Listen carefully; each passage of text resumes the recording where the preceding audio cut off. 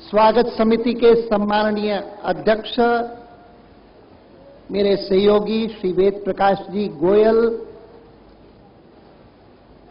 इस यशोभूमि पर उपस्थित देश के कोने कोने से आए हुए प्रतिनिधि देवियों और सज्जनों, मेरे मन के आनंद और संतोष का कोई पारावार नहीं इस सामने के दृश्य को देख करके। अपेक्षा तो थी, लेकिन चिंताएं भी साथ साथ थी। 15 साल बाद भारतीय जनता पार्टी का अधिवेशन इस नगरी में हो रहा है, जिसको स्वागत अध्यक्ष ने देश की प्रथम नगरी करके संबोधित किया। 1980 का स्मरण आता है। तब हम बिल्कुल समुद्र के तट पर थे, बांद्रा में थे। आज भी समुद्र के किनारे ही है। श्रीमान वाजपेयी जी के नेतृत्व में वह जो पहला अधिवेशन हुआ था, वह एक ऐसी पार्टी से निकले हुए टुकड़े का था जो पार्टी पराजित हो चुकी थी बुरी तरह से। कोई भूल नहीं सकता इस बात को कि जिस जनता पार्टी ने 1977 में नई दिल्ली में राजनीतिक परिवर्तन लाया और श्रीमती गांधी की सरकार को हटा करके श्री मोरारजी भाई देसाई की सरकार को पद पर विराजमान किया, वह जनता पार्टी चुनाव में पराजित हो गई 1980 के। जहां पहले 270 के करीब सीटें प्राप्त हुई थी, वहां हमको कुल मिलाकर के सारे देश में 31 सीटें प्राप्त हुई थी 1980 के चुनाव में। और उस टूटी फूटी भग्न जनता पार्टी का एक हिस्सा भारतीय जनता पार्टी के रूप में अलग हुआ। हम मजबूर हुए अलग होने के लिए। हम अलग होना चाहते नहीं थे, यद्यपि उस समय हमको मजबूरी ये तकलीफ देती थी। मुझे याद है कि जिस समय वो प्रस्ताव पारित हुआ था दोहरी मेंबरशिप का, और जिसके आधार पर पुराने जनसंघ के सब लोगों को एक प्रकार से निष्कासित किया गया था, हम बहुत व्यथित थे, हम बहुत दुखी थे। लेकिन आज जब मुड़कर के देखता हूं तो कभी कभी कहता हूं कि that proved a blessing in disguise. उन्होंने हमको मजबूर किया था भारतीय जनता पार्टी की स्थापना करने के लिए, जो हमने वाजपेयी जी के नेतृत्व में बनाई। पहला अधिवेशन इसी नगरी में हुआ था, मुंबई में। तब मुंबई नहीं कहते थे, बॉम्बे कहते थे। और उस बॉम्बे के अधिवेशन में ही इस विचारधारा ने, इस नेतृत्व ने और इन कार्यकर्ताओं ने, जिनकी संख्या शायद बहुत कम थी, सूक्ष्म रूप था, तो भी बहुत गहरी छाप छोड़ी। उल्लेख किया था गोयल जी ने कि उस अधिवेशन में हमने विशेष वक्ता के रूप में, अतिथि वक्ता के रूप में देश के एक श्रेष्ठ नागरिक मोहम्मद करीम छागला, उनको आमंत्रित किया। और वे आए थे यहां पर, हमारे अधिवेशन में आकर के बोले थे कि यह कहना कि भाजपा सांप्रदायिक है पूर्णतः बेहुदा और निराधार है। मैं आपके अनुशासन, आपकी ईमानदारी और आपके समर्पण का प्रशंसक हूं। मैं यह सुझाव देना चाहूंगा कि आप अपने भविष्य को एक राष्ट्रीय पार्टी के रूप में प्रकट करें। पूरे देश में जाइए और लोगों को बताइए कि आप कोई क्षेत्रीय पार्टी नहीं, बल्कि जैसा कि वाजपेयी जी ने ठीक ही कहा है, एक राष्ट्रीय पार्टी है। और अकेली ऐसी पार्टी है जो कांग्रेस का विकल्प बन सकती है। आज 15 साल बाद हमारा अधिवेशन मुंबई में हो रहा है। राष्ट्रीय परिषद का एक अधिवेशन बीच में भी हुआ है, लेकिन जिसको प्लेनरी सेशन कहते हैं, महाअधिवेशन कहते हैं, वह 15 साल बाद हो रहा है। कैसी यात्रा है ये, बॉम्बे से मुंबई तक। बॉम्बे से मुंबई तक की यह 15 साल की यात्रा बड़ी कष्ट साध्य रही है। बहुत परिश्रम करना पड़ा है, लेकिन बड़ी रोमांचक भी रही है। सतत प्रगति करते गए हैं, आगे बढ़ते गए हैं, और आज हम कह सकते हैं कि कम से कम श्री छागला जी का जो अभिलाषा थी, उस अभिलाषा को तो हमने साकार रूप दे दिया। हम तो उससे कहीं आगे बढ़ गए। आज कोई ये नहीं कहता कि कांग्रेस का कोई विकल्प नहीं है, और इसीलिए खोजो विकल्प कौन सा है। बड़ी विचित्र बात है कि आज कहते हैं कि भारतीय जनता पार्टी का कोई विकल्प नहीं है, और अगर विकल्प बनाना है तो सब बाकी विरोधी गैर जितने सारे भाजपा दल हैं वो कांग्रेस से मिल जाएं। कितना चमत्कारी परिवर्तन हो गया है, और उस चमत्कारी परिवर्तन का रूप इस कुंभ के रूप में मेरे सामने दिखाई दे रहा है। यह जो राजनीतिक कुंभ का मेला यहां पर चल रहा है, बहुत चर्चा हुई है इस कुंभ की। पिछले 5-7 दिनों में तो अखबारें पढ़ता हूं तो पूरी देर इसी की चर्चा होती है। लेकिन मुझे याद आता है, डॉक्टर मुरली मनोहर जोशी प्रयाग के हैं, जहां कुंभ का वास्तविक मेला होता है। सांस्कृतिक मेला, धार्मिक मेला कुंभ का उस प्रयाग नगरी में होता है। और वर्षों पहले, 4-5 वर्ष हुए होंगे, मैंने एक अपने मित्र, लेकिन जो ब्रिटेन के पत्रकार हैं, जिन्होंने भारत को अपना निवास स्थान बना लिया है, किसी समय वो बीबीसी के प्रतिनिधि थे, लेकिन अभी भी वो भारत को बहुत पसंद करते हैं, भारत से बहुत प्रेम करते हैं, और उन्होंने भारत में अब बसना रिटायरमेंट के बाद स्वीकार कर लिया। उनकी मैंने पुस्तक पढ़ी, और उस पुस्तक में no full stops in India उस पुस्तक का नाम है। लेकिन उसमें जो मुझे सबसे अच्छा लेख लगा वह कुंभ के मेले के बारे में था। इतना अच्छा वर्णन किया था उस कुंभ के मेले का, उसकी कठिनाइयों का भी वर्णन किया था। वहां आने वाले लक्ष यात्रियों को किस प्रकार की कठिनाइयां सहन करनी पड़ती हैं, लेकिन अपनी भक्ति भाव के कारण उन सबको सहन करते हैं।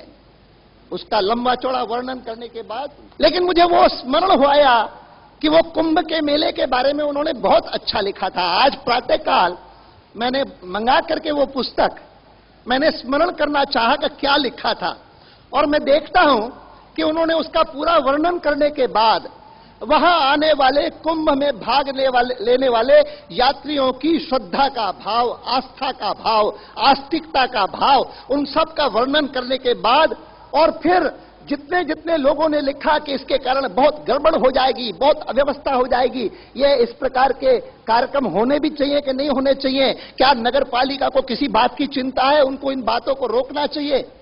उसके बाद उसने टिप्पणी की कि सब कुछ बीत जाने के बाद मैं कह सकता हूं, ये मार्क टली ने लिखा है अपनी पुस्तक में, no other country in the world could provide a spectacle like the Kumbh Mela. दुनिया का कोई देश बिना प्रचार के, बिना किसी प्रकार से लोगों को इकट्ठा किए हुए सहज स्वाभाविक रूप से इस प्रकार का मेला नहीं कर सकता, जहां पर लाखों लोग इकट्ठे हों, सब प्रकार की तकलीफें सहन करने के बाद भी। और फिर लिखता है, it was a triumph for the much maligned Indian administrators, but it was a greater triumph for the people of India। कहा प्रशासकों की तो प्रशंसा करनी चाहिए कि उनके लिए यह एक यश की बात थी। जिस प्रकार से हमने यशोभूमि इसको रखा है, उनके लिए यह सफलता की बात थी। लेकिन उससे ज्यादा यह हिंदुस्तान की जनता, उसकी भक्ति भाव का परिचायक, उसके लिए भारी विजय है। इतना ही नहीं लिखा, ये तो उन्होंने, एक विदेशी ने टिप्पणी की उस कुंभ मेले पर, आगे उसने लेकिन कहा कि हिंदुस्तान में जितने पश्चिमी संस्कृति से ओतप्रोत लोग हैं, जिसको वेस्टर्नाइज एलीट कहा जाता है, वे क्या लिखते हैं, और उसके कई उदाहरण उन्होंने लिखे। उन्होंने कहा, वो कहते हैं, obscurantism ruled the roost in Kumbh. दूसरा लिखता है religious dogma overwhelmed reason at the Kumbh. तीसरा लिखता है a mere spectacle with little substance. आज प्रातःकाल की अखबार पढ़ करके मुझे लगा कि मैं जरा स्मरण कहूं कि उस प्रयाग में होने वाले कुंभ के बारे में पश्चिमी संस्कारों से ओतप्रोत हमारा तथाकथित बुद्धिजीवी क्या कहता है। मुझे आश्चर्य नहीं कि इस राजनीतिक कुंभ के बारे में भी इसी प्रकार की टिप्पणियां लगातार विगत दिनों में होती रही हैं। ये वो भूल जाते हैं कि इतने सारे लोगों को 3 दिन तक यहां रहने में कितना कष्ट होता है, कितनी तकलीफ होती है। बहुत सुविधाओं के अभ्यस्त अपने अपने स्थान पर, लेकिन यहां आते हैं तो वो भक्ति भाव से आते हैं। वह ईश्वर की भक्ति का सवाल नहीं, यह राष्ट्र भक्ति का सवाल है, यह भारत माता की भक्ति का सवाल है। उससे प्रेरित होकर के ये लाखों लोग यहां पर आते हैं, अपना खर्चा करके आते हैं, कोई दूसरा उनका खर्चा नहीं करता। शुल्क देकर के, पैसा देकर के और भोजन लेते हैं। और पार्टियों की भांति मुफ्त में लंगर चल रहे हैं, आप खाते जाओ, कितना जितना खाना है खाते जाओ। कहीं कहीं तो पीने का भी लोग प्रबंध करते हैं। भारतीय जनता पार्टी की परंपरा अलग है और उस परंपरा के अनुरूप यहां पर जो लोग हम इकट्ठे हुए हैं वे भी समझ करके चले कि प्रबंध सारा डॉक्टर श्री मनोहर जी जोशी हमारा स्वागत करने के लिए आए हैं। श्री गोपीनाथ जी मुंडे हमारा स्वागत करने के लिए आए हैं। गोपीनाथ जी मुंडे स्वयं भारतीय जनता पार्टी के कार्यकर्ता हैं, इसलिए वो परिश्रम भी कर रहे हैं। ये सरकार व्यवस्था नहीं कर रही, व्यवस्था सारे बंबई के कार्यकर्ता कर रहे हैं और इसीलिए कहीं कहीं पर कमी हो जाएगी। कमी हो जाने के बाद भी भक्ति भाव से आया हुआ हमारा कार्यकर्ता शिकायत नहीं करेगा, मुझे भोजन नहीं मिला, मुझे पानी नहीं मिला, मुझे सोने में असुविधा हुई।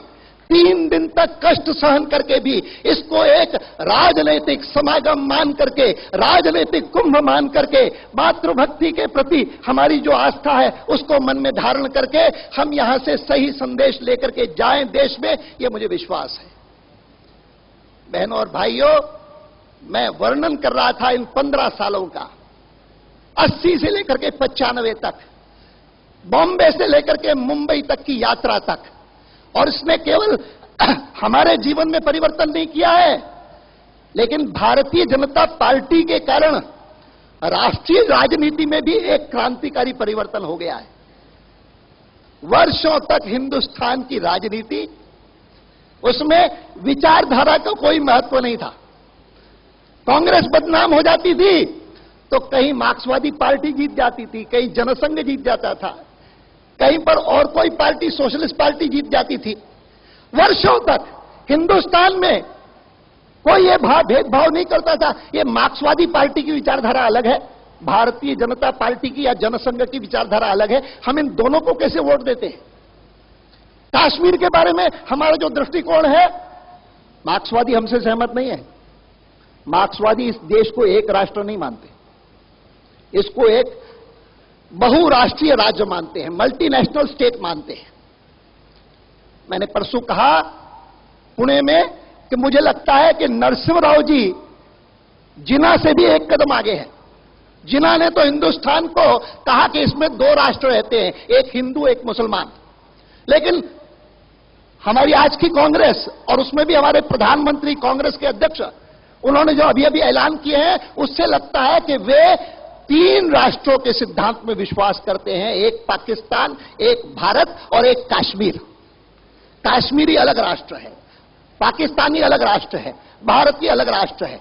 और इसलिए मनोहर जोशी जी ने सही कहा कि हम प्रधानमंत्री की बातों से सहमत नहीं होंगे, लेकिन हम देश में 2 प्रधानमंत्री नहीं देखना चाहते, हम देश में 2 राष्ट्रपति देखना नहीं चाहते। भारतीय जनता पार्टी के कारण अब स्थिति में परिवर्तन आया है। अब लोग विचारधारा देख रहे हैं।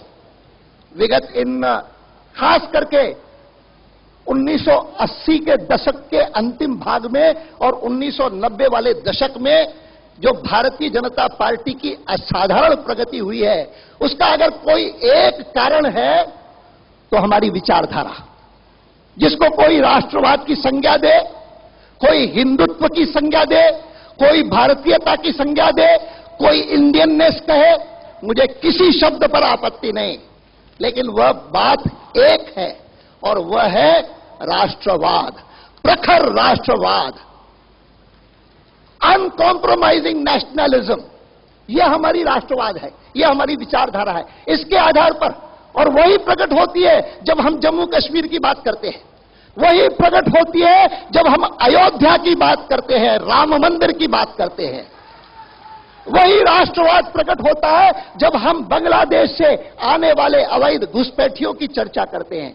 ये तो कांग्रेस सरकार कर सकती है कि घर में तो सब लोगों को कहें छोटा परिवार रखो, प्रचार करते हैं रेडियो से, टेलीविजन से, छोटा परिवार, सुखी परिवार, हम दो हमारे दो। लेकिन कैसी नीति है, हम दो हमारे दो, बांग्लादेश से आने दो। भारतीय जनता पार्टी का राष्ट्रवाद वह इस बात को स्वीकार नहीं करता। हम कहते हैं कि इस देश की सुरक्षा के लिए, इस देश की आर्थिक बहबूदी के लिए आवश्यक है कि बांग्लादेश से आने वाले इन घुसपैठियों को रोका जाए। बांग्लादेश के बारे में हमारा दृष्टिकोण, देश में एक कानून होना चाहिए, इसके बारे में हमारा दृष्टिकोण। मैं सचमुच बधाई देता हूं मुख्यमंत्री महाराष्ट्र के, जिन्होंने इस मामले में पहल की है। बाकी हमारे प्रदेश भी इस दिशा में लगातार विचार कर रहे हैं। पिछले दिनों में उनकी एक काउंसिल बनी हुई है, उस काउंसिल में निर्णय हुआ कि भारतीय जनता पार्टी के सभी प्रदेशों में इस प्रकार के कानून बनाए जाएंगे। जिस प्रकार के कानून बनाने की शुरुआत महाराष्ट्र ने की है कि एक विवाह होगा, बहुपत्नी विवाह नहीं होगा, किसी भी संप्रदाय का आप मानने वाले हों। अडॉप्शन के कानून एक से होंगे। अभी तक ये 2 विधेयक महाराष्ट्र की विधानसभा में प्रस्तुत हुए हैं, एक मोनोगमी के बारे में और एक अडॉप्शन के बारे में, यूनिफॉर्म लॉ बनाने के लिए। लेकिन यूनिफॉर्म सिविल कोड का जो आदेश हमको संविधान ने दिया है, सुप्रीम कोर्ट ने एक बार नहीं 3 बार दिया है। अभी सरला मुद्गल का जो मामला आया वो तो तीसरा केस था, उससे पहले भी 2 बार सुप्रीम कोर्ट आदेश दे चुकी है सरकार को। इस सरला मुद्गल के मामले में तो सरकार की भर्त्सना की, तीखी आलोचना की सरकार ने और सुप्रीम कोर्ट ने, और कहा कि ये क्या मतलब है, आप अवहेलना क्यों कर रहे हैं अनुच्छेद 44 की, आर्टिकल 44 की उपेक्षा क्यों कर रहे हैं, आप इसका पालन करिए। ये ठीक है। उसके बाद सुप्रीम कोर्ट ने कह दिया कि हम इसको आदेश नहीं कहते, ये तो एक प्रकार से हमारी इच्छा है, उसका अभिव्यक्ति है। लेकिन सुप्रीम कोर्ट की इच्छा का भी बहुत महत्व होता है, उसका पालन करना चाहिए। लेकिन तुरंत पहला काम किया कि तुरंत वक्तव्य दिया प्रधानमंत्री ने कि आर्टिकल 44 को इंप्लीमेंट करने का, सुप्रीम कोर्ट के इस सलाह को मानने का कांग्रेस सरकार का कोई इरादा नहीं। बरेली गए इसकी घोषणा करने के लिए, बरेली के एक मुस्लिम सम्मेलन में जाकर के इन्होंने घोषणा की। लगातार उनके पास डेप्यूटेशन पर डेप्यूटेशन मिलने जा रहे हैं मुसलमानों के, जिनको वो आश्वस्त कर रहे हैं, मत करिए, हम नहीं करेंगे, फिक्र मत करिए। और चुनाव में पूरी देर कहेंगे आ गई भाजपा, यूनिफॉर्म सिविल कोड आ जाएगा।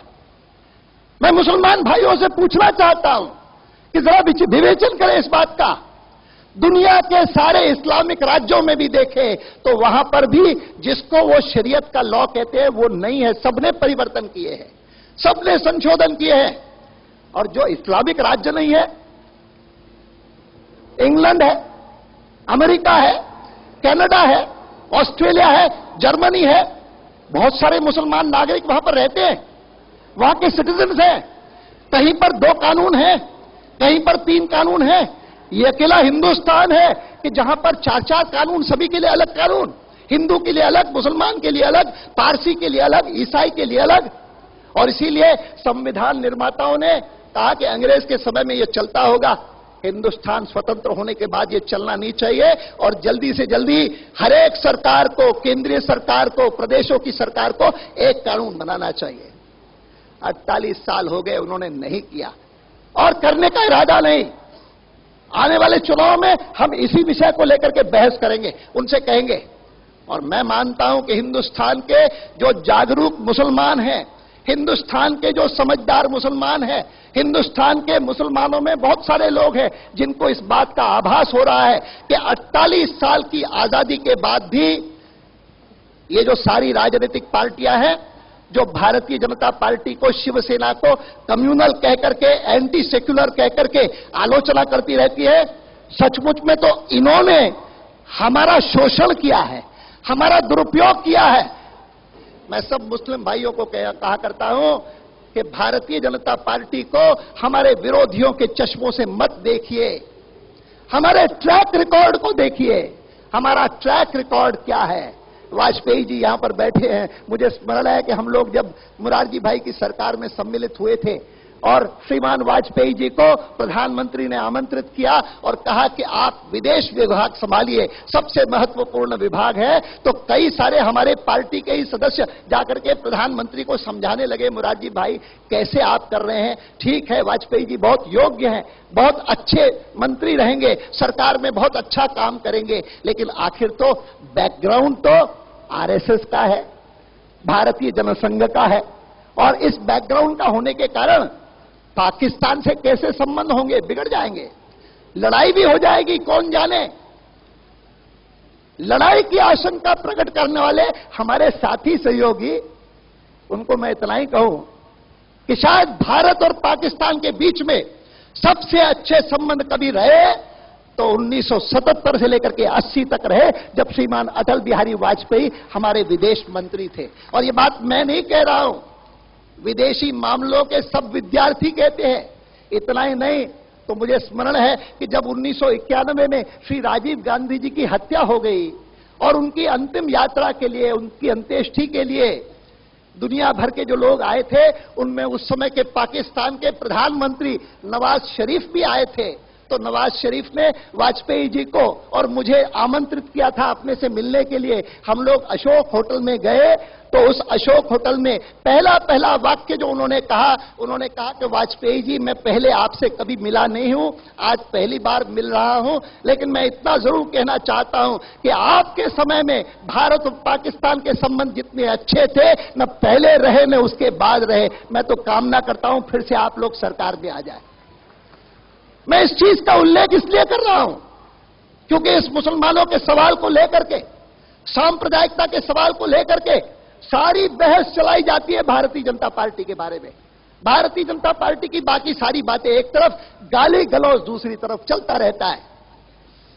मैं मानता हूं कि हिंदुस्तान में इतने करोड़ों मुसलमान हैं, राष्ट्र की मुख्य धारा के अंश रह करके वे अगर आगे बढ़े तो उनका भविष्य बहुत उज्जवल है। अल्पसंख्यक बनकर के नहीं। अरे इतने बड़े करोड़ों की संख्या को अल्पसंख्यक होता है? आज कोई पारसी कहे तो हम अल्पसंख्यक है, समझ में आता है। हजारों लोग हैं, करोड़ों की संख्या में अल्पसंख्यक अपने को कहला करके उसके आधार पर अधिकार प्राप्त करना भला नहीं होगा, अच्छा नहीं होगा, न देश के हित में होगा, न मुसलमान समाज के हित में होगा। मैं गया था पिछले दिनों में कालीकट, बहुत बड़ी सभा में काफी संख्या में मुझे दिखाई दे रहे थे, मुस्लिम बंधु भी आए हैं। पहले एक शिष्टमंडल आकर के मिला था, कहने लगा कि हमारे लिए क्या सलाह है। मैंने कहा मैं सलाह देने वाला कौन होता हूं, लेकिन अगर आप पूछते हैं तो मेरे 3 सुझाव हैं मुस्लिम समाज के लिए। पहला सुझाव है आप शिक्षा पर ध्यान केंद्रित करिए, कॉन्सेंट्रेट ऑन एजुकेशन। दूसरा सुझाव है कि आप हिंदुओं पर विश्वास करिए। यह देश सेक्युलर राज्य है क्योंकि यह हिंदू बहुल देश है। हिंदू बहुल देश न होता तो यह देश सेक्युलर देश न होता। 1947 में इस देश को आजादी मिली, 1947 में ही इस देश का विभाजन हुआ और विभाजन का आधार मजहब था। विभाजन का आधार यह था कि हिंदुओं का बहुमत कहां है, मुसलमानों का बहुमत कहां है। जहां मुसलमानों का बहुमत था वह बन गया पाकिस्तान, जहां हिंदुओं का बहुमत था वह बन गया भारतवर्ष, हिंदुस्तान। पाकिस्तान ने अपने को इस्लामिक राज्य घोषित किया, मजहबी राज्य घोषित किया। और मजहबी राज्य का मतलब है कि वहां पर मुसलमान अव्वल दर्जे का नागरिक, बाकी जो गैर मुसलमान है वो दूसरे दर्जे के नागरिक। हिंदुस्तान ने वैसा नहीं किया। संविधान सभा में बहुमत हिंदुओं का था, चाहते तो जिन परिस्थितियों में पाकिस्तान बना था वही कर सकते थे, लेकिन नहीं किया। उन्होंने हिंदुस्तान को, जिसको सेक्युलर राज कहते हैं ये लोग, वह सेक्युलर राज बनाया। और सेक्युलरिज्म जो कल्पना कॉन्स्टिट्यूएंट असेंबली के मेंबरों के बीच में थी, कोई पढ़कर के देखे संविधान सभा के सारे बहस पढ़ के सुनाए देखे तो समझ में आएगा कि उनके मन में कल्पना इतनी थी कि सेक्युलर राज का मतलब है कि मजहबी राज की कल्पना हमको स्वीकार नहीं। दूसरा मतलब है कि सब नागरिक, किसी भी पंथ के अनुयायी हो, किसी भी मजहब के मानने वाले हो, किसी भी मत के मानने वाले हो, वे सब बराबर हैं। कोई अव्वल दर्जे का नहीं, कोई दूसरे दर्जे का नहीं, नो क्लासिफिकेशन। और तीसरी बात, हर एक को पूरी स्वतंत्रता होगी कि जिस रास्ते से प्रभु को पाना चाहे प्रभु को पाए, जिस रास्ते से बंदगी करना चाहे, पूजा करना चाहे, अर्चना करना चाहे, प्रेयर करना चाहे, जिस रूप में करना चाहे करे। यहां तक कि अगर नहीं करना चाहे, ईश्वर में विश्वास नहीं करता, तो उस नास्तिक के लिए भी इस हिंदू बहुल देश में, इस सेक्युलर देश में पूरी गुंजाइश। और उन्होंने कहा कि एक ही सूरत में संभव है कि भारतीय जनता पार्टी के इस बढ़ते हुए प्रभाव को रोका जा सके, और वो तरीका यह है कि जनता दल के लोग, मार्क्सवादी पार्टी के लोग, जितने सारे गैर भाजपा दल हैं, वे सब के सब कांग्रेस से मिल जाएं, नरसिम्हा राव जी का नेतृत्व स्वीकार कर लें और उनके नेतृत्व में आने वाला चुनाव लड़े। मुझे जनता दल के बहुत सारे लोग थे, मिले मुझे, वो कहने लगे कि हमारा उनसे बहुत ज्यादा मतभेद नहीं, इतना ही मतभेद है कि चुनाव से पहले कांग्रेस से मिल जाना हमको बहुत घाटा होगा, चुनाव के बाद कांग्रेस से मिल जाना यह तो संभव है और उसके बारे में हम तैयार हैं। तो हमारा मतभेद कोई बहुत ज्यादा नहीं है रामकृष्ण हेगड़े से, इतना ही मतभेद है कि चुनाव से पहले किया जाए, बाद में किया जाए। मैं मानता हूं कि पहले की राजनीति अगर दो कैंपों में बटी हुई थी, एक तरफ कांग्रेस कैंप, दूसरी तरफ गैर कांग्रेसी कैंप, आज की राजनीति का ध्रुवीकरण दो कैंपों में हुआ है, एक तरफ भाजपा कैंप और दूसरी तरफ गैर भाजपा कैंप। उसमें कांग्रेस भी है, जनता दल भी है, मार्क्सवादी पार्टी भी है, सभी पार्टियां हैं। भारतीय जनता पार्टी को इस महत्वपूर्ण परिवर्तन को पहचानना चाहिए और उसके आधार पर आने वाले चुनाव में भी अपनी जो राष्ट्रवाद की कल्पना है, जिसमें हमारी कल्पना यह है कि यह राष्ट्र अनंत काल से लेकर के एक राष्ट्र के रूप में रहा है। अंग्रेज ने यहां पर प्रचार किया कि यह राष्ट्र नहीं है, it is a nation in the making. मैं गांधी जी के बहुत सारे पढ़ता रहता हूं, उसमें मुझे देखा मैंने एक हिंद स्वराज में उन्होंने एक बार लिखा कि अंग्रेजों ने हमें यह सिखाया है कि पहले हम एक राष्ट्र नहीं थे और एक राष्ट्र बनने में अभी हमें शताब्दियां लगेंगी। यह बात निराधार है। उनके भारत आने से पहले से ही हम एक राष्ट्र थे, एक ही विचार हमें प्रेरित करते थे, हमारे जीवन शैली एक समान थी। चूंकि हम एक राष्ट्र थे, इसीलिए वे एक साम्राज्य स्थापित करने में समर्थ हुए। गांधी जी का तो मैंने उदाहरण अभी दिया है, क्योंकि शायद ये तथाकथित सेक्युलरवादी उससे अधिक प्रभावित होते हैं। अन्यथा आदिकाल से लेकर के जगत गुरु शंकराचार्य से लेकर के आज तक की सारी परंपरा इस बात को प्रमाणित करती है कि यह राष्ट्र अनंत युगों युगों से एक राष्ट्र के रूप में कार्य करता रहा और इस राष्ट्र की एकता का आधार है हमारी संस्कृति। इसी को हम सांस्कृतिक राष्ट्रवाद कहते हैं।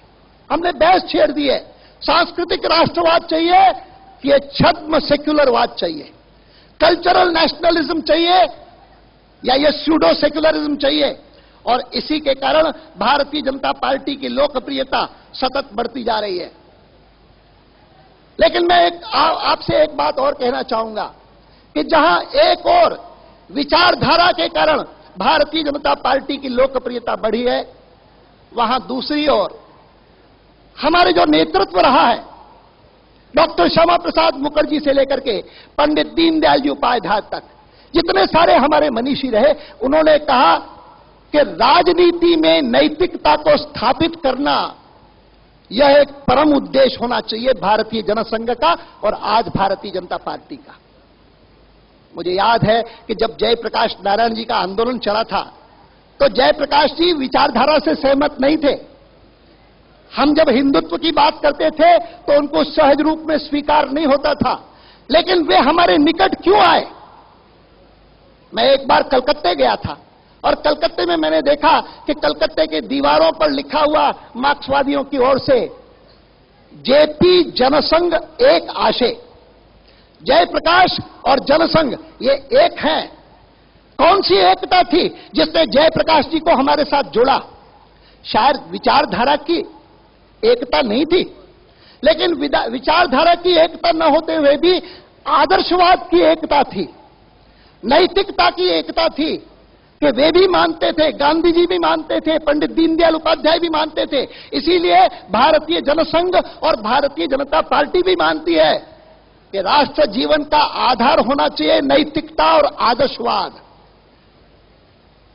Ethics and idealism.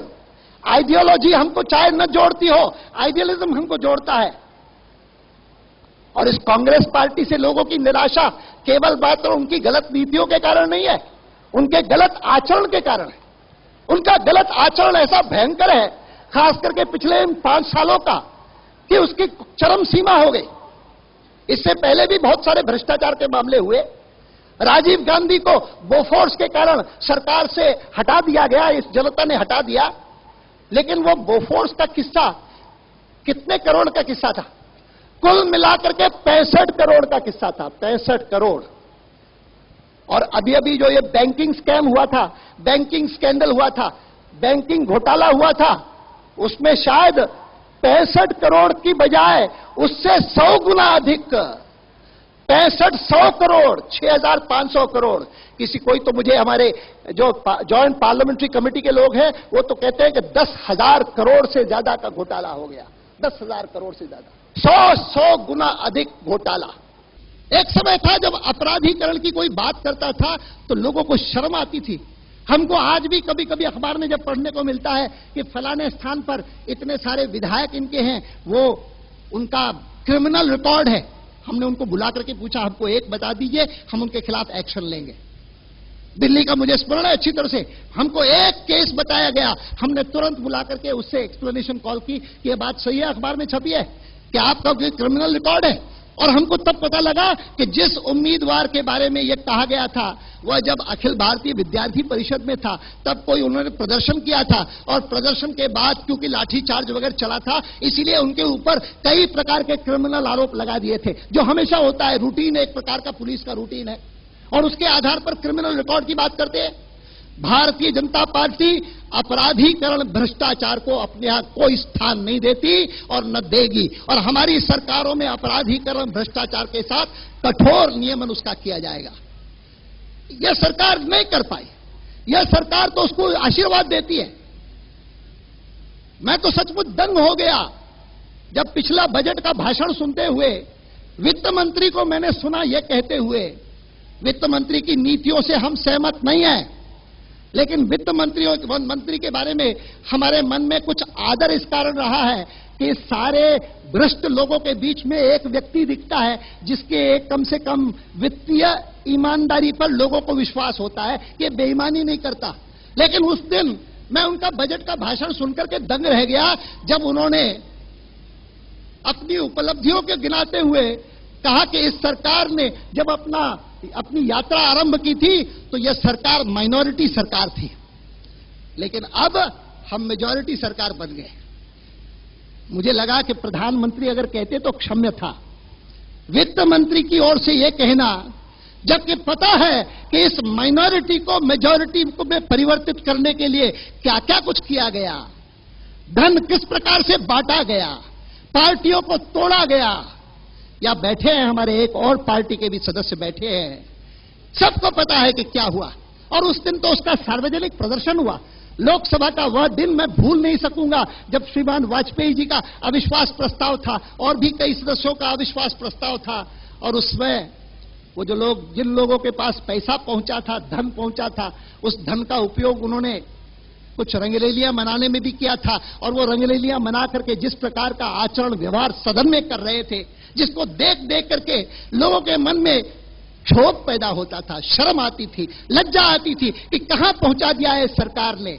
अपनी माइनॉरिटी को मेजॉरिटी में परिवर्तित करने के लिए धन का इस प्रकार का विभत्स प्रयोग जैसा इस सरकार ने किया है, हिंदुस्तान कभी माफ नहीं करेगा, करना नहीं चाहिए। यह कोई उपलब्धि नहीं, यह तो शर्म की बात है।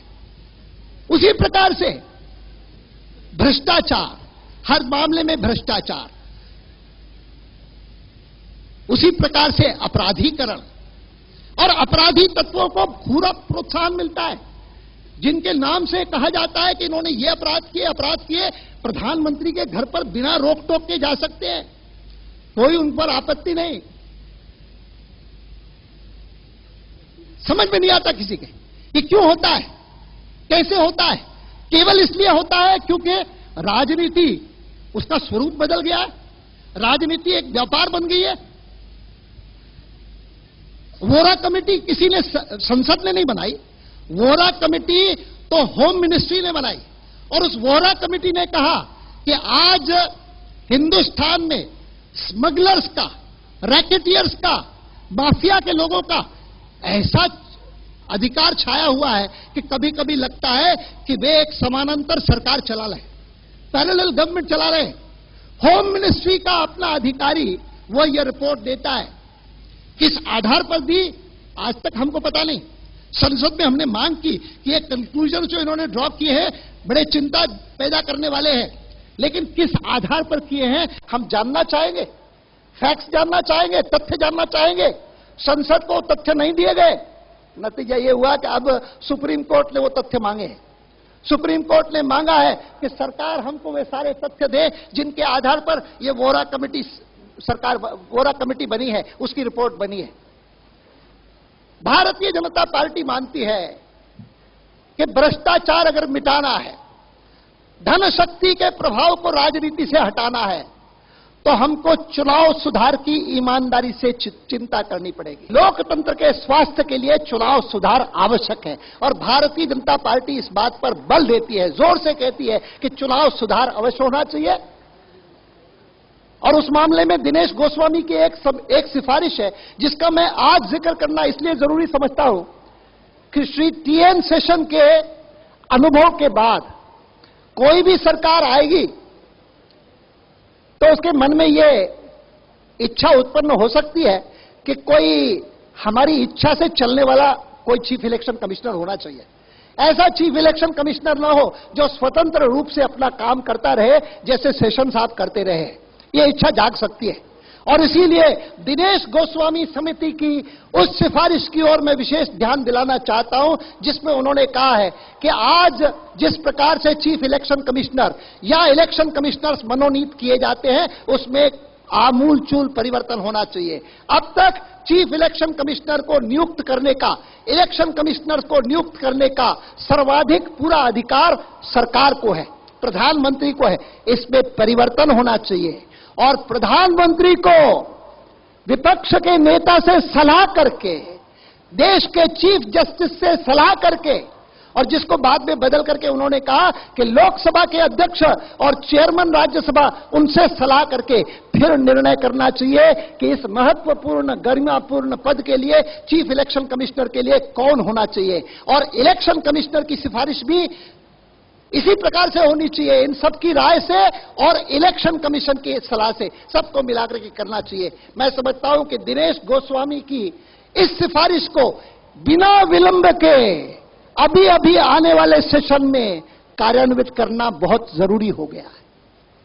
1996 में इस इलेक्शन कमीशन का कार्यकाल समाप्त होगा, उससे पहले पहले यह व्यवस्था हो जाए तो उचित होगा, देश के लिए अच्छा होगा, लोकतंत्र के लिए अच्छा होगा। भ्रष्टाचार, अपराधीकरण, वोट बैंक की राजनीति, इन तीन बीमारियों के कारण देश की सुरक्षा संकट में आ गई है। देश के आम नागरिक का जीवन संकट में आ गया है। चाहे जहां पर चाहे जिस कोने में कभी बम विस्फोट हो जाते हैं, बेअंत सिंह जैसे लोगों की हत्या हो जाती है, सब प्रकार की सुविधाओं के बावजूद मैं कभी कभी मन में बहुत अपराधी अनुभव करता हूं, अपराध बोध से ग्रस्त होता हूं जब ये सारे ब्लैक कैट कमांडोज मेरे साथ चलते हैं। इस महाअधिवेशन की जो खबरें हैं उसमें एक महत्वपूर्ण खबर है कि कितनी यहां पर सुरक्षा की व्यवस्था करनी पड़ी। नहीं रहने देंगे वाजपेयी जी को, डॉक्टर जोशी जी को, राजमाता जी को हम इस तंबू में नहीं रहने देंगे। हमारी रिस्पॉन्सिबिलिटी है, हम रिस्पॉन्सिबिलिटी पूरी नहीं करेंगे तो कल कोई जैन कमीशन खड़ा हो जाएगा, फिर हमारी टांग खींचेगा। और इसीलिए आप रहिए इसमें, सुविधापूर्वक रहिए। हमारे कार्यकर्ता इतनी तकलीफ में रह रहे, हमको आप रहिए इस नेशनल स्पोर्ट्स क्लब में। ये जो स्थिति आज पैदा होती है, और उस स्थिति के बीच में कभी अनायास इधर से उधर से, कभी जम्मू से, कभी पंजाब से, कभी बंबई से जब खबर आती है कि प्रेम शर्मा की हत्या हो गई, रामदास नायक की हत्या हो गई, तो मन में केवल क्लेश नहीं होता है, केवल वेदना नहीं होती है, अपराध बोध का आभास होता है कि मैं क्यों इस प्रकार से ये ब्लैक कैट कमांडोज लेकर के घूम रहा हूं, ये स्थिति क्यों हुई है, इसका विश्लेषण करना है। और इसका विश्लेषण करते हुए हमको इस भ्रष्टाचार, अपराधीकरण और वोट बैंक की राजनीति के खिलाफ एक जबरदस्त जिहाद छेड़ना है, क्रूसेड छेड़ना है। चल रहा है क्रूसेड, उस क्रूसेड को और आगे बढ़ाइए, ये नहीं चलेगा। आखिर तो ये 20वीं शताब्दी का अंत होने आया। 1947 से पहले हम सुनते थे कि बस ये अंग्रेज चला जाए यहां से, हिंदुस्तान में सब ठीक हो जाएगा, स्वर्ग उतर आएगा, गरीबी समाप्त हो जाएगी, हर एक को अपने सुख सुविधा की व्यवस्था हो जाएगी, पानी पीने का मिलेगा, छत मिलेगी। कुछ नहीं हुआ। आधी शताब्दी बीत जाने के बाद भी हम केवल पश्चिमी देशों की तुलना में नहीं, एशिया के कई देशों की तुलना में भी बहुत पीछे हैं। केवल जापान की बात मैं नहीं कर रहा हूं, केवल चाइना की बात नहीं कर रहा हूं। और जापान चाइना दोनों का उल्लेख मैं इसलिए कर रहा हूं कि जापान में भले कैपिटलिज्म रहा हो, कंट्रोल्ड इकोनॉमी न रही हो, चाइना में कंट्रोल्ड इकोनॉमी रही, कैपिटलिज्म नहीं रहा, सोशलिज्म रहा, कम्युनिज्म रहा, लेकिन दोनों देशों ने शिक्षा की ओर ध्यान दिया, दोनों देशों ने गरीबी मिटाने का प्रयत्न किया, सोच विचार करके प्रयत्न किया। इन दोनों में सारी चर्चा जैसे केंद्रित हो गई है इसी बात पर कि कंट्रोल्ड इकोनॉमी होनी चाहिए या फ्री इकोनॉमी होनी चाहिए।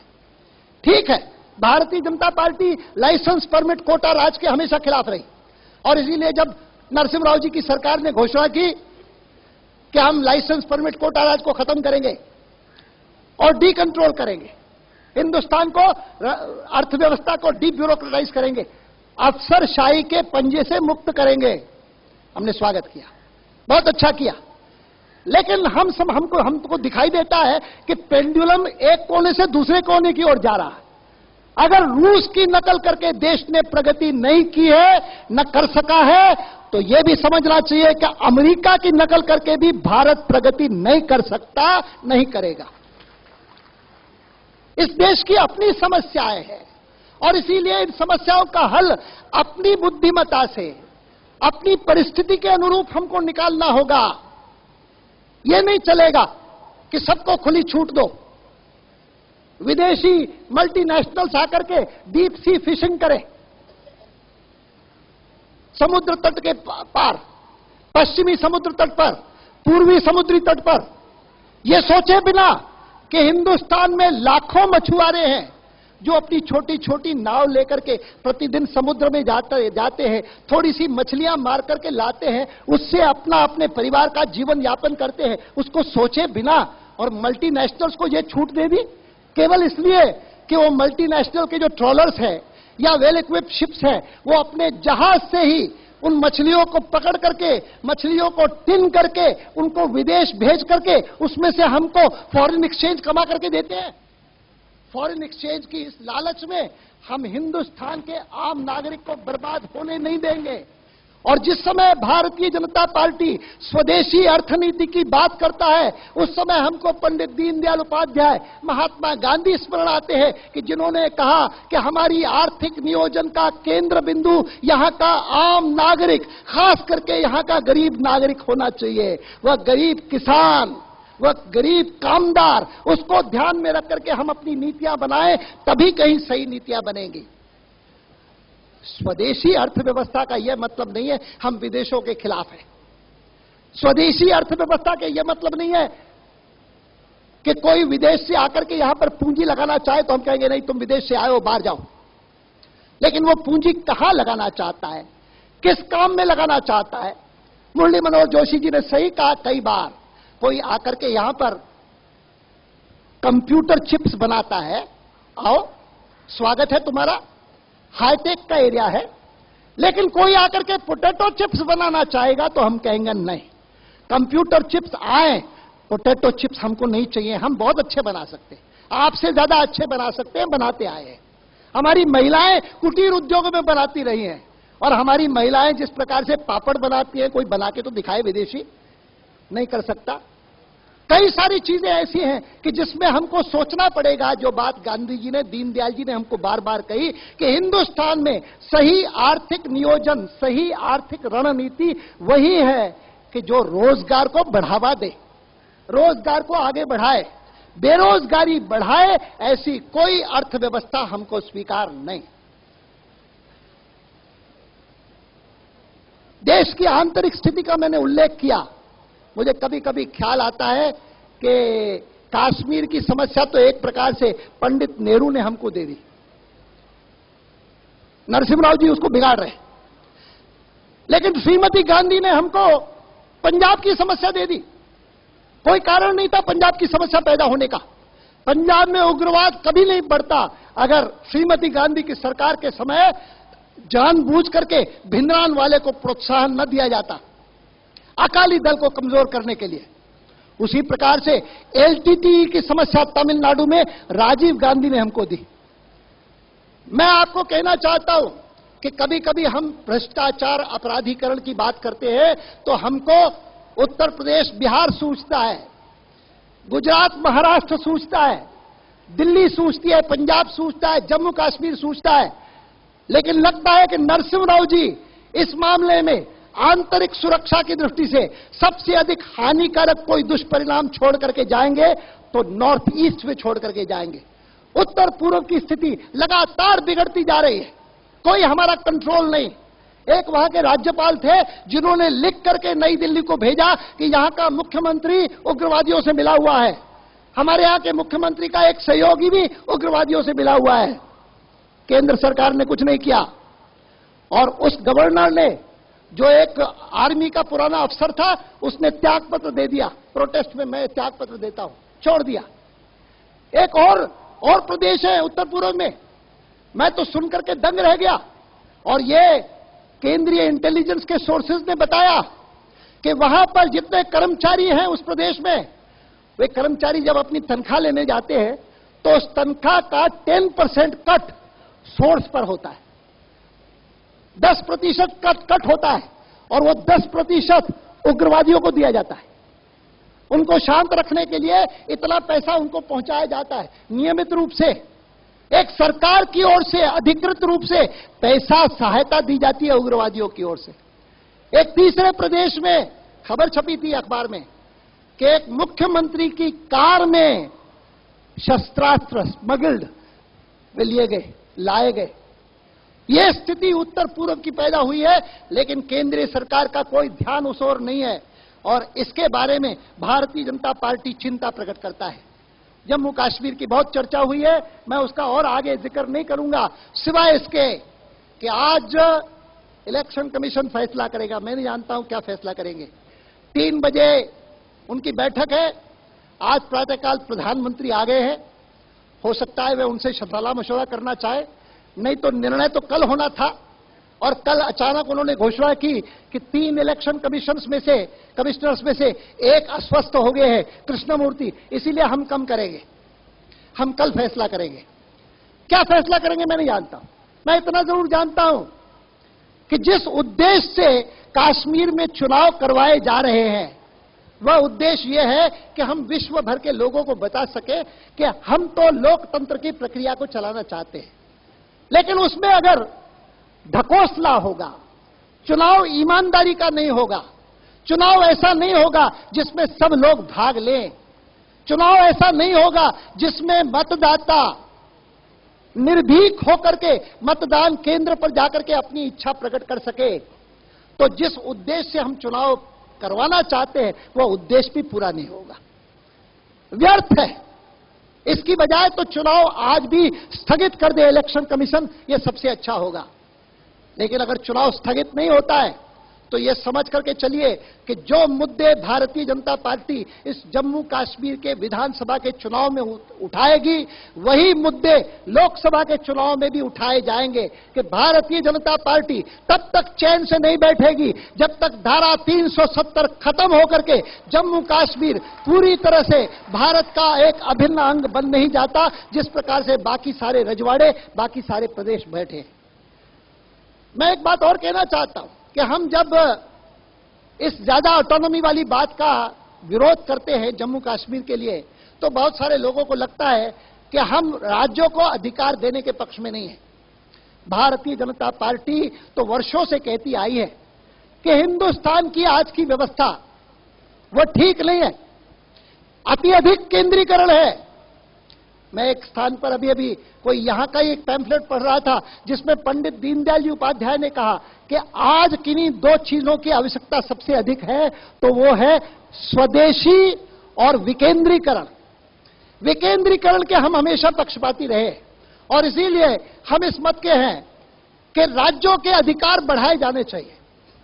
मुख्यमंत्री को, मनोहर जी जोशी को, भैरव सिंह जी शेखावत को, सुरेश जी मेहता को, मदन लाल जी खुराना को बार बार जाकर के प्रधानमंत्री से अनुरोध करना, गृह मंत्री से अनुरोध करना कि हमको यह सुविधा चाहिए, हमको यह सुविधा चाहिए, या यह कहना कि हमने यह बिल पास किया, वो कई वर्षों से राष्ट्रपति के पास पड़ा हुआ है, उस पर कोई हस्ताक्षर आज तक नहीं हुआ, यह सर्वथा अनावश्यक है।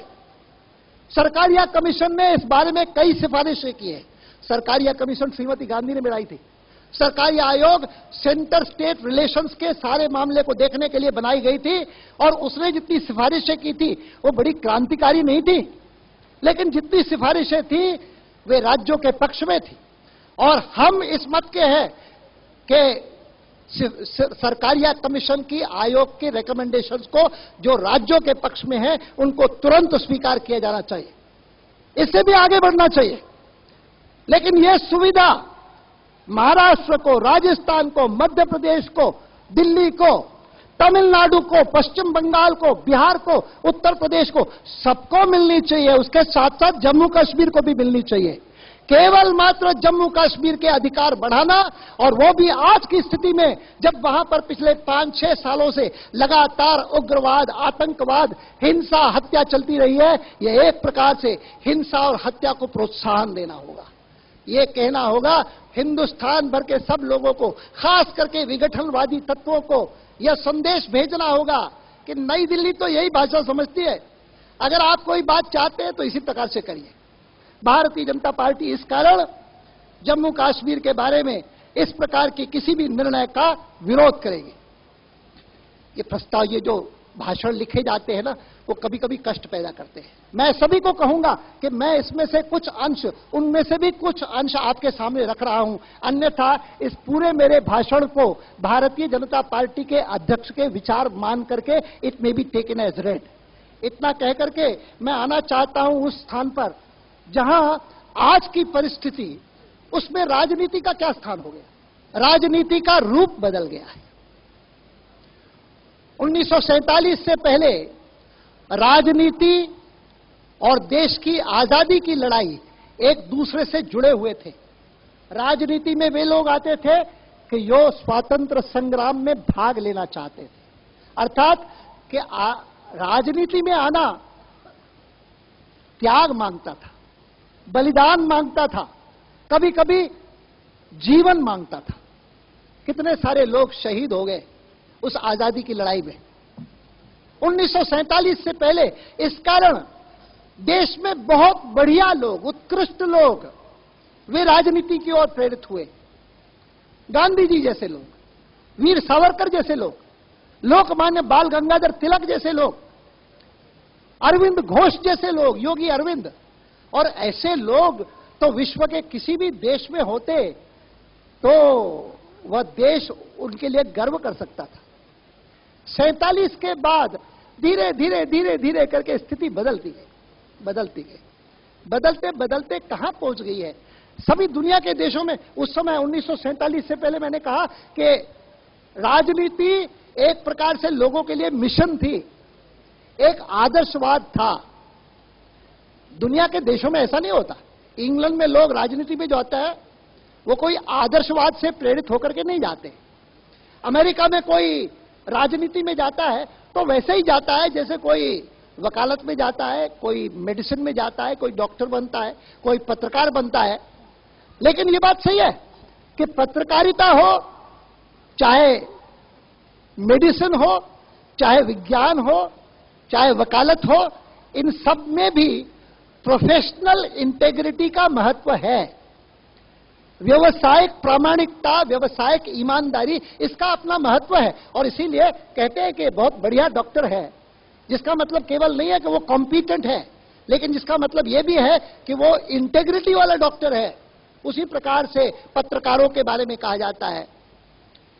मुझे कभी कभी अफसोस होता है कि हिंदुस्तान में राजनेता में प्रोफेशनल इंटेग्रिटी भी नहीं रही।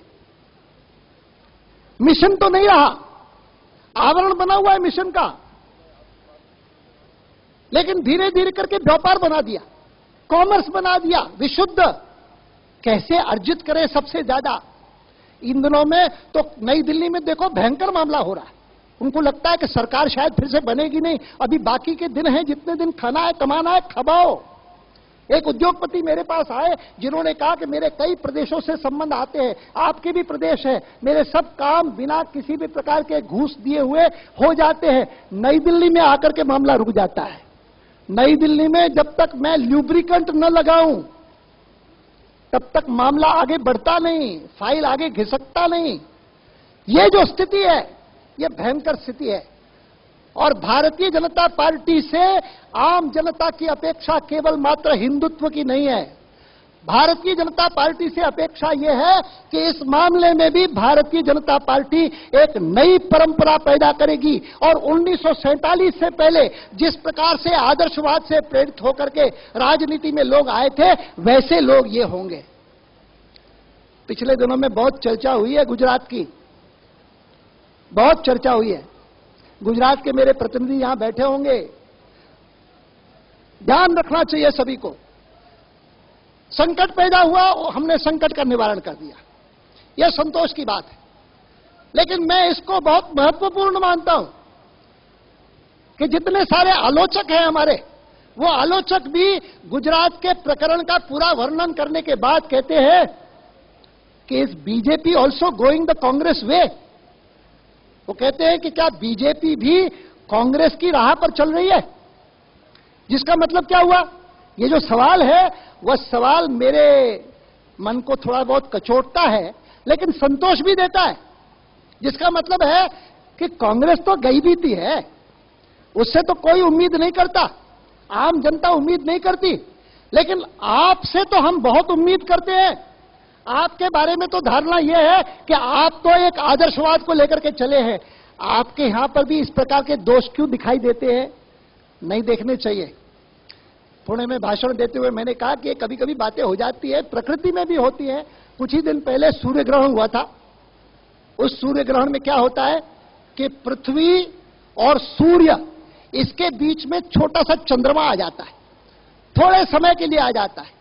और उसके कारण थोड़े समय में ऐसा लगता है जैसे मानो सूर्य ढक गया, काला हो गया, प्रकाश गायब हो गया। लेकिन बहुत थोड़े समय चलता है और उसके बाद वो अपना छोटा सा चंद्रमा जब हट जाता है तो सूर्य फिर से प्रकाशमान होकर के और पृथ्वी को सूर्य देता रहता है। मैं मानता हूं कि यह गुजरात का प्रकरण एक प्रकार का ग्रहण था, सूर्य ग्रहण था। मुक्त हो गए, उससे छुट्टी हो गई। फिर कहा जाता है अब तो पता नहीं कौन से फलाने इतने साल बाद फिर से कभी ऐसा आएगा, ऐसा होगा, वैसा होगा। लेकिन हम इस बात को समझें कि हमसे अपेक्षा जनता की कितनी बड़ी है और वो अपेक्षा हम पूरा करेंगे। यह निश्चय लेकर के यहां से जाएं। नई दिल्ली में अपनी सरकार बनाना मात्र यह हमारा लक्ष्य नहीं है। हम जब कहते हैं हम राम राज्य बनाना चाहते हैं तो हमारा उद्देश्य यह नहीं है कि हम कोई भारतीय जनता पार्टी की सरकार, भारतीय जनता पार्टी का प्रधानमंत्री उसको वहां बिठाना चाहते। यह लक्ष्य नहीं है, यह साधन है। साध्य राम राज्य है जिसमें आदर्शवाद की स्थापना हो, जिसमें ईमानदारी की स्थापना हो, जिसमें नैतिकता की स्थापना हो, जिसमें किसी को कष्ट न हो, हर एक को पूरी स्वतंत्रता हो, लोकतंत्र भी समृद्ध हो, इस प्रकार का आदर्श लेकर के भारतीय जनता पार्टी चली है। और हम समझते हैं कि यह कठिन कार्य भले होगा, लेकिन यह असंभव कार्य नहीं। मैं कोट कर रहा हूं श्री मनोहर जोशी को, कि जिन्होंने कहा कि यह कठिन भले ही होगा, लेकिन यह नामुमकिन नहीं, यह संभव है, करके दिखाएंगे। जिस पार्टी ने पिछले इन 15 सालों में इतना चमत्कारी परिवर्तन हिंदुस्तान की राजनीति में परिवर्तन लाया है, राष्ट्रवाद को एक प्रखर रूप से देश की राजनीति में प्रस्थापित किया है, जिस राष्ट्रवाद को कोई गिनने को तैयार नहीं था, कोई सुनने को तैयार नहीं था, आज आलोचना भी करें, प्रशंसा भी करें, तो भी बीजेपी कोई इग्नोर नहीं कर सकता। इसीलिए भरे रहते हैं सारे अखबार आलोचकों के, प्रशंसकों के भारतीय जनता पार्टी से। और आने वाली 21वीं शताब्दी में पहुंचते पहुंचते मुझे विश्वास है कि हिंदुस्तान में राष्ट्रवादी शक्तियां और सबल होकर के भारत का नेतृत्व करेंगी, और उसके केंद्र बिंदु के नाते भारतीय जनता पार्टी अपनी भूमिका निभाएगा। और इस प्रकार से 2001 में हम पहुंचेंगे कि आने वाली 21वीं शताब्दी, उसको एक न एक दिन हम भारत की शताब्दी बना करके दिखाएंगे। It will be a century of India. ये कमल निशान तो जरूर लग जाएगा, लेकिन भारत का भविष्य उज्जवल बनाना है। यह संकल्प लेकर के यहां से हम जाएं और 21वीं शताब्दी को हम भारत की शताब्दी बन करके ही दम लेंगे। यह संकल्प लेकर के जाएं। उसके लिए हमको यह समझना पड़ेगा कि हम जो राजनीति में भाग ले रहे हैं, तो हमारी राजनीति कोई संसद, कोई विधानसभा, किसी मंत्रिमंडल का टिकट नहीं है।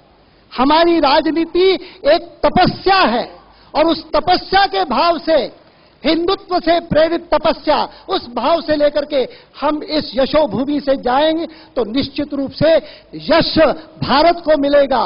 भारत माता की जय जयकार होगी। मेरे साथ प्रेम से कहिए, जय श्री राम, जय श्री राम।